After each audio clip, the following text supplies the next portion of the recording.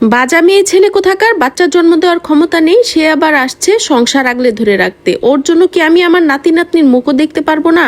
আর আমার ছেলেটাও হয়েছে তেমন। রুমির ভেতরে কি পেয়েছে কে জানে, সারাটা দিন দেখিস না কেমন বোর আঁচল ধরে ঘুরঘুর করে বেড়ায়। অফিস থেকে ফিরেই ওই রুমের ভেতরে ঢুকবে আর বের হবে না। বাজা মেয়ে ছেলেটা নিয়ে এত আদিক্ষেতা কিসের, সেটাই তো আমি বুঝতে পারি না বাপু। রহিমা, মনে আছে তোর পাশের বাসার ভাবি 6 মাস আগে তার ছেলেকে বিয়ে দিল? শুনেছি 2 মাসের অন্তঃসত্ত্বা নাকি তার বৌমা। সকালে মিষ্টির প্যাকেট দিয়ে গেল আমার বাসায়, আর শুনে গেল আমাদের কোনো খবর আছে কিনা। আর আমাদের দেখ 3 বছর হয়ে গেল, কিন্তু এখনো বাচ্চা কাচ্চার মুখ দেখলাম না। ছেলেটাকেও কতবার বলছি আর একটা বিয়ে করে নে, কে শুনে কার কথা। আমার হয়েছে যত জ্বালা আর পোড়া কপাল, এই কপালে নাতি নাতনির সুখ নেই। তাই বলে অতি আক্রোশের সাথে তরকারিতে বেশ খানিকটা নুনের ছিটা মেরে দিল রাহেলা বেগম। কথাগুলো শুনে একটা দীর্ঘশ্বাস ফেলে নিঃশব্দ রান্নাঘর থেকে দরজার চৌকাঠ থেকে চলে আসলো রুমি।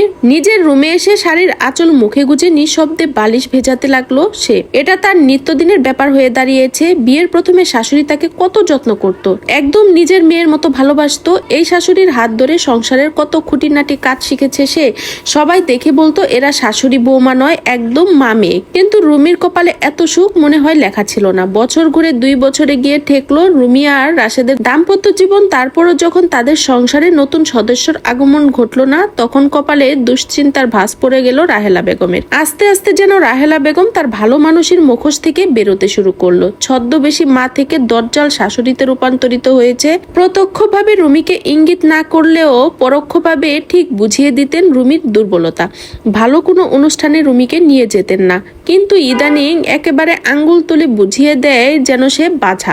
সন্তান জন্ম দেওয়ার ক্ষমতা নেই তার। সে কেন তার ছেলের জীবনটা এভাবে নষ্ট করছে, চলে কেন যাচ্ছে না সে। এদিকে রাশেদও ডাক্তারের কাছে যেতে চায় না। রাশেদ বলে তোমার সমস্যা থাকলে তুমি যাও, আমার কোনো সমস্যা নেই, তাই আমি এসব ডাক্তারের কাছে যেতে পারবো না বলে অন্যদিকে মুখ ঘুরে রাতে ঘুমিয়ে পড়ে। রুমি দুটানার মধ্যে পড়ে গেছে। এদিকে শাশুড়ি তাকে কথা শোনাচ্ছে, অন্যদিকে স্বামী রাশেদ ডাক্তারের কাছে যেতে চাইছে না। এসব কথা চিন্তা করতে করতে হঠাৎ কানে আসে শাশুড়ির কান জ্বালানো কথাবার্তা। শুনে ওঠে, দরজা খুলেই শাশুড়ি তার সামনে দাঁড়িয়ে বলল, কি মহারানী, দুপুরের ভাত ঘুম শেষ হয়েছে আপনার, নাকি এখনো বাকি আছে? যদি বাকি থাকে তাহলে গিয়ে শুয়ে পড়ো। ঘরে 2টো দাসী রেখে দিয়েছ না, তারাই সব তৈরি করে রাখবে। উঠে মহারানীর মতো পায়ের উপর পা দিয়ে সেগুলো গান্ডে পিন্ডে গিলবে কেমন? শাশুড়ির কথায় রুমি মাথা নিচু করে ফেললো। শাশুড়ি মনে হয় এখন আর তার চেহারার দিকে ভালো করে তাকায়ও না। তাকালে হয়তো দেখতে পেত রুমির ভেতরের কষ্টটা মুখে কিভাবে ফুটে উঠেছে।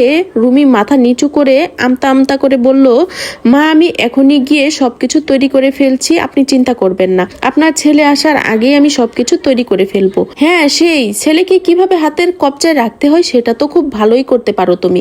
সন্ধ্যায় ফিরলে তাকে সহ তুমি আমার ঘরে এসো, কথা আছে তোমাদের সাথে।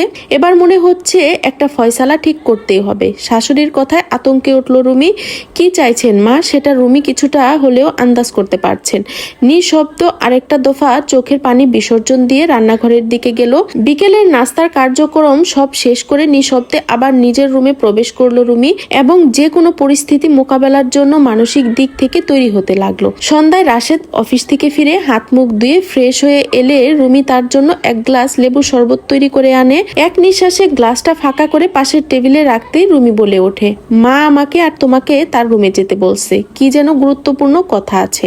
রাশেদ এক ঝলক রুমির দিকে তাকিয়ে গায়ে একটি টি-শার্ট জড়িয়ে মায়ের রুমের দিকে অগ্রসর হলো। রাশেদ আর তার পিছু পিছু রুমি গিয়ে দরজায় নক করতেই দরজাটা খুলে গেল। রাশেদ গিয়ে মাকে সালাম করে বিছানার উপর বসলো আর রুমি তার পাশে দাঁড়িয়ে রইল। মিসেস রাহেলা বেগম এক ঝলক ছেলে আর বৌমার দিকে তাকিয়ে বলতে শুরু করলেন, দেখ বাবা, আমি সাদাসিধে মানুষ, সোজা কথা সোজাভাবে বলতে পছন্দ করি। তোমার বিয়ের এই 3 বছর পেরিয়ে গেল, কিন্তু তোর বউ বাচ্চা কাচ্চার মুখ দেখাতে পারলো না। আর তার কারণটা যে কি সেটা আমি খুব ভালো করেই জানি। রুমির দিকে আর চোখে তাকিয়ে, তাই আমি বলি কি তুই আরেকটা বিয়ে কর। দেখ আমার বয়স হয়েছে, কয়দিন আর আছি এই পৃথিবীতে জানি না। মরার আগে আমি নাতি নাতনির মুখ দেখে যেতে চাই। তোর সংসারটা পূর্ণ দেখে আমি শেষ নিঃশ্বাস ত্যাগ করতে চাই। তাই এর মধ্যে রুমি ভিজে গলায় বলে উঠল, মা আমরা আদৌ জানি না সমস্যাটা কার। আপনার ছেলে তো ডাক্তারের কাছে যেতেই চায় না। ডাক্তারের কাছে যাওয়ার কথা উঠলেই সে এড়িয়ে চলে যায়, বলে তোমার কোনো সমস্যা থাকলে তুমি ডাক্তারের কাছে যাও, আমার কোনো সমস্যা নেই, তাই আমি যাব না। আপনিও একবার বলুন না মা ওকে ডাক্তারের কাছে যেতে, আমাকে নিয়ে একবার গেলে সবকিছু ক্লিয়ার হয়ে যাবে। এ কথা শুনে রাহেলা বেগম তেলে বেগুনে জ্বলে উঠলেন, বললেন, তুমি কি বলতে চাও বৌমা? আমার এরকম শক্ত সামর্থ্য ছেলেটারই এসব মেয়ে মেয়ে এলি সমস্যা? আরে আমি যদি ওকে সেরকম বাচ্চা কাচ্চা দেওয়ালা মেয়ের সাথে বিয়ে দিতাম তাইলে এই 3 বছরে ওর 3টা বাচ্চা থাকতো। নিজের দোষ আমার ছেলেটার ঘাড়ে চাপাতে চাও? তোমার সাহস তো কম না। আরে তুমি নিজে অক্ষম হয়ে আমার ছেলেটাকে অক্ষম প্রমাণ করতে চাও? বাজা মেয়ে ছেলে কোথাকার।